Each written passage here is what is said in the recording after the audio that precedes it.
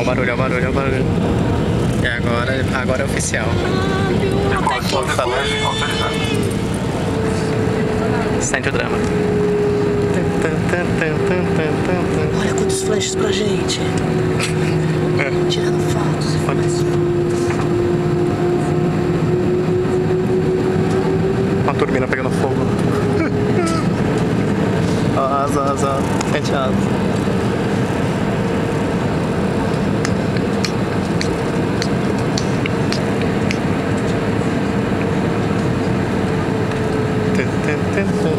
Caralho, eu vou um piloto, mano. Ele precisava acelerar esse bagulho. Ele começou hoje, ele falou pra mim. Ai, no primeiro dia do Primeiro motorista. Piloto é bom, piloto é bom. Presta atenção. Não é motorista aqui? É motorista, né? É chofer.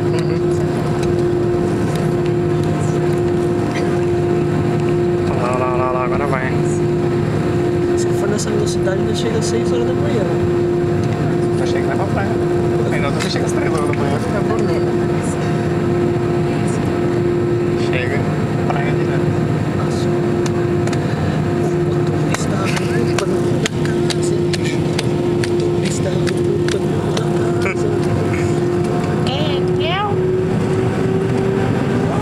Ó, a turbina, pegando fogo. É nada. Olha lá, a hora que o Fê gosta agora. É nada. Acelera aí, então. Vai, Rubinho. É nada. Bom que dá pra ver tudo. Ó, Rubinho barriqueiro. Vamos ver a cara do Fê. Tá passando mal? Caralho. Olha o saquinho de fome. Saquinho de fome.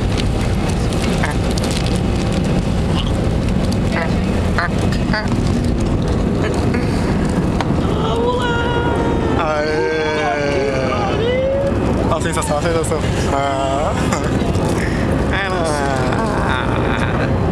Esse barulho é normal? Ah, tá. Mas por que ficou descendo de novo? Tá boa essa altura já, moço? Não precisa subir mais, não?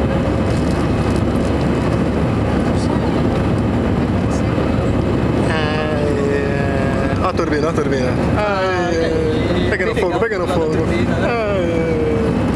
E vamos encerrando aqui de cima. Até. Olha, gente, o Digão vai ficar 4 horas segurando essa câmera que ele vai filmar. Peidando. 4 horas peidando. Em Viracopos a gente se vinga.